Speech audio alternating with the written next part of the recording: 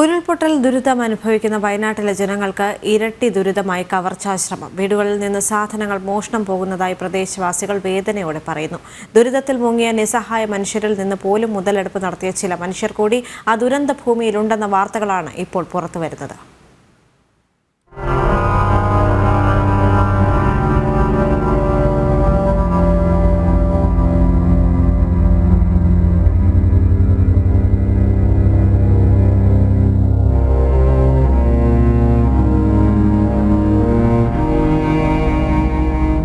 ഒരു രാത്രി പുലർന്നപ്പോഴേക്കും എല്ലാം നഷ്ടപ്പെട്ട മനുഷ്യർ, ഉറ്റവരെയെല്ലാം നഷ്ടപ്പെട്ട് ഒറ്റക്കായി പോയവർ, കിടപ്പാടം ഉപേക്ഷിച്ച് ക്യാമ്പുകളിലേക്ക് മാറ്റി പാർപ്പിക്കപ്പെട്ടവർ.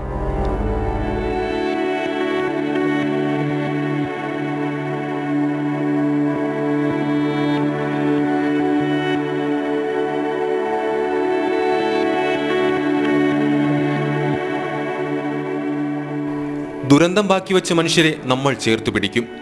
അവർ ഒറ്റയ്ക്കാവില്ലെന്ന് നമ്മൾ ഉറപ്പാക്കും. അത് സാധിക്കുമെന്ന് മുൻപേ തെളിയിച്ചിട്ടുള്ളവരാണ് നമ്മൾ.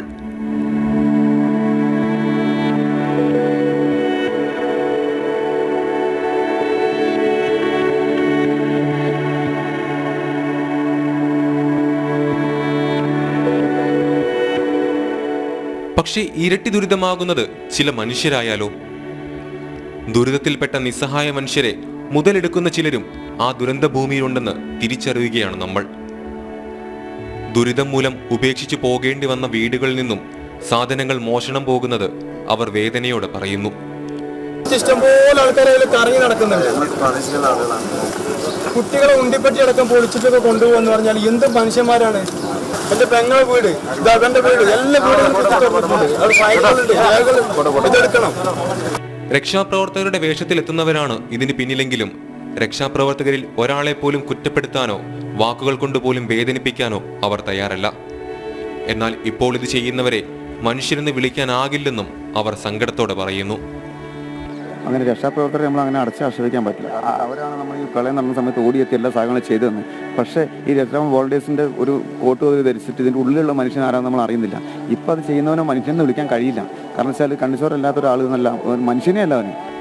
രക്ഷാപ്രവർത്തനത്തിന് കൊണ്ടുവന്ന ഉപകരണങ്ങൾ പോലും കാണാതാകുന്നതായി രക്ഷാപ്രവർത്തകരും പറയുന്നു. ഞങ്ങൾക്ക് ഇന്നലെ മെഞ്ഞാന്ന് അവിടെ തെരച്ചിലിന് പോയി, പിന്നെ 2 ദിവസം അവിടെ പോയി, ഇന്നലെ അവിടെ പോയി ചെക്കിടാവിൻ്റെ വീട്ടിൽ. അപ്പോൾ നമ്മളെ സാധനങ്ങൾ അവിടെ വെച്ച് തിരിച്ചിട്ട് എല്ലാം അടിച്ചു മാറ്റി പോയി. ഇതൊക്കെ പോയി, വിഷം വാള്, കൈവാള്, ഇതൊക്കെ ഞങ്ങൾ അടിച്ചു മാറ്റിപ്പോയി. അവിടെ വെച്ച് ആ ചെക്കിടാമിന് അവിടെ വെച്ച് ഞങ്ങൾ ഒരു ബോഡിൻ്റെ സ്മെല്ലുണ്ടെന്നുണ്ട് അവിടെയൊക്കെ ഇറങ്ങിയാണ്. അപ്പോൾ ഞങ്ങൾ എന്തൊക്കെ ഇറങ്ങി വെക്കുമ്പോൾ പിന്നെ തിരിച്ച് കയറുമ്പോൾ സാധനമില്ല. രക്ഷാപ്രവർത്തനം നടത്താനായി എത്തുന്നവരുടെ പേരുവിവരങ്ങൾ ഉൾപ്പെടെ രജിസ്റ്റർ ചെയ്യണമെന്ന് പ്രദേശവാസികൾ പറയുന്നു. ഇതൊരു പരിധിവരെ കവർച്ചാശ്രമം തടയാൻ സഹായമാകുമെന്നും അവർ അഭിപ്രായപ്പെട്ടു. അതിനെന്താ വെച്ചാൽ അധികാരികളുടെ ഭാഗത്തുനിന്ന് ഇവിടെ വോളണ്ടിയേഴ്സ് ആയിട്ട് കടന്ന് എന്തായാലും ആളുകൾ വരണം, വോളണ്ടിയേഴ്സ് ആയിട്ട് ആളുകൾ വരണമല്ലോ. അപ്പോൾ ആ ആളുകൾ വരാതെ നമുക്ക് ഇവിടെ ഒന്നും ചെയ്യാൻ കഴിയില്ല. അപ്പോൾ ആ സമയത്ത് അവർക്ക് ഒരു എന്താ വെച്ചാൽ ID എല്ലാവർക്കും ഉണ്ടാവില്ല, ID കാർഡും കാര്യങ്ങളൊക്കെ. ആ ID വെളിപ്പെടുത്തി മേപ്പാടിയിൽ എവിടെയെങ്കിലും ഒരു ചെക്ക് പോസ്റ്റ് അറേഞ്ച് ചെയ്ത് അവിടുന്ന് ഒരു രജിസ്റ്റർ കീപ്പ് ചെയ്ത് തിരിച്ചു പോകുമ്പോൾ അത് കറക്റ്റ് ചെയ്ത് വിടുകയാണെങ്കിൽ കുറേയൊക്കെ കുറയും. പിന്നെ ഒരു പോലീസിൻ്റെ നിരീക്ഷണം രാത്രി കാലങ്ങളൊക്കെ ഈ മേഖലയിൽ ഉണ്ടാവുകയാണെങ്കിൽ നന്നായി. ഗതികേടിലും ചേർത്തു പിടിക്കാൻ മനുഷ്യരുണ്ട് എന്നുള്ളതാണ് അവർക്ക് ലഭിക്കുന്ന ഏക ആശ്വാസം. ഇനിയും ഒരു തുള്ളി കണ്ണീർ ആ മണ്ണിൽ വീഴാതെ നോക്കേണ്ടത് നമ്മളാണ്. ആ ബോധ്യമുണ്ടാകട്ടെ ദുരിതഭൂമിയിൽ ദുരിതം വിതയ്ക്കുന്ന അത്തരം മനുഷ്യർക്ക്. ന്യൂസ് ഡെസ്ക്, ജനം.